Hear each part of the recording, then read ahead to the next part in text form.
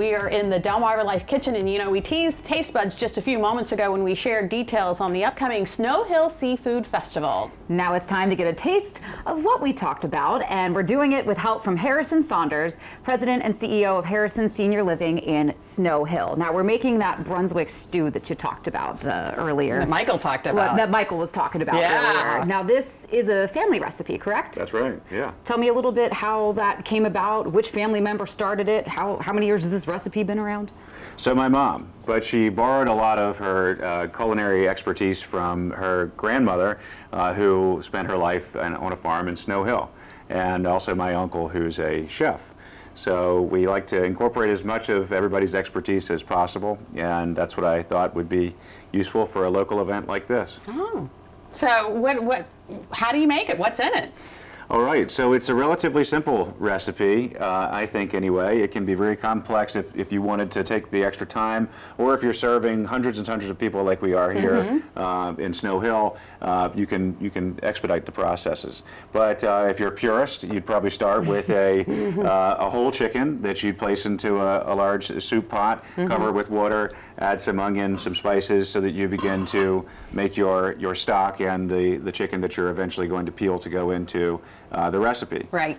Here we've chosen to expedite that a little bit with a rotisserie chicken that you can get at a grocery store. Nice. For those of you who are busy at home, you've got kids to take care of or something, that's right. It certainly speeds things up, and it tastes just as good. Yeah, okay, so we gonna go ahead and do that here? So yeah, the way you would start would be, if you're going to go the rotisserie route, you would actually start with the bacon. Oh, okay. You would bake the bacon. How did I not see the bacon? Yeah. So the bacon would go right into the oven and render some fat, which we have here, and we would just drop that directly into the pan, and that's going to add a lot of flavor, and it's helpful to use a fatty bacon to get a little extra grease.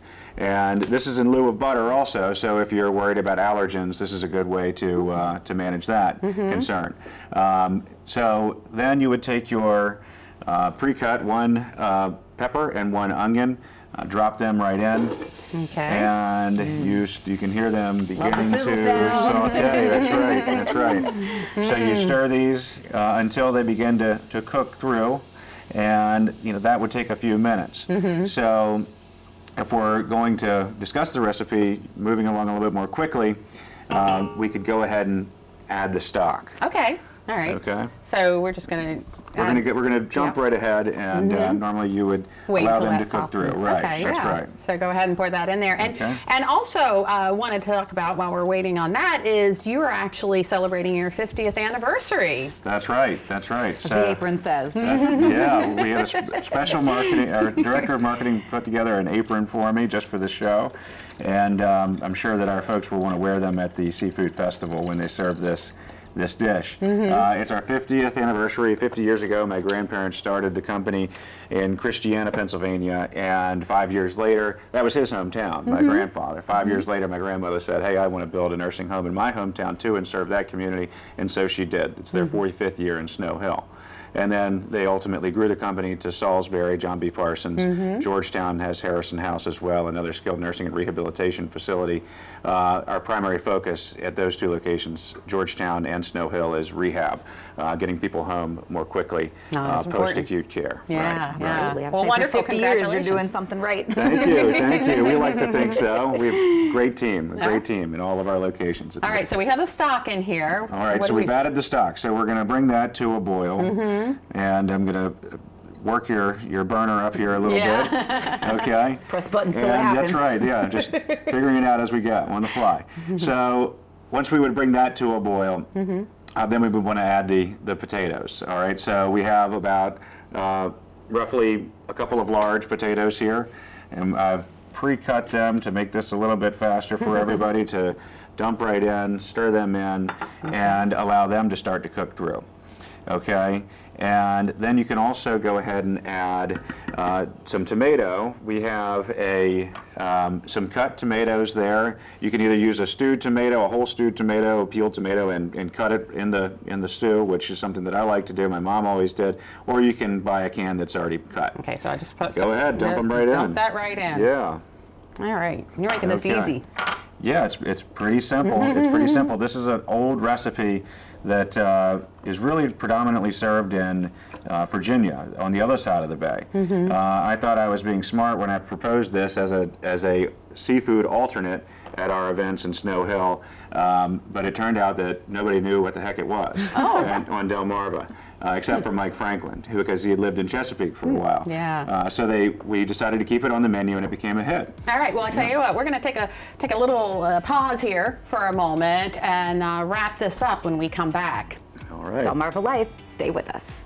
What you see here is the beginnings of the best Brunswick stew on Delmarva. I'm declaring it right now, okay? Harrison Saunders, he's the president and CEO of Harrison Senior Living in Snow Hill, because you were saying not a lot of people know about Brunswick stew around I've here. never had it before, so I'm excited to try. Well, you're in It all luck. smells amazing, so I'm ready. So That's great. So this is typically would come to a boil, and we've got the potatoes, the tomatoes, green peppers, and onion in there. That's right. So now we've got to add a critical ingredient, which is the chicken. chicken, okay. All right. Coming to the end of the process, so we'll add this. Stir that in. Okay. And you call that the critical Well, ingredient. all the ingredients are but, critical. I mean, come on, there's bacon Yes, in this. that's right. People get way more excited about bacon. Well, it is the Eastern Shore. Chicken might be more popular than bacon. Oh, that's here. true. That's I grew up true. closer to Smithfield. It might be the other way around. Interesting. Get the best of both worlds. Yeah, we can try to put scrapple in it if we could. Oh, yeah. That's next year's recipe. Oh, Or crab. all right. So you got the Okay. bacon in there too. All right. Yeah, stirring everything in. We'd add a little bit more stock to bring this up to speed. And after allowing this to simmer for quite a while, you would want to season it to taste. Okay. So we've got a little salt and pepper over here, and some marjoram, some bay leaves.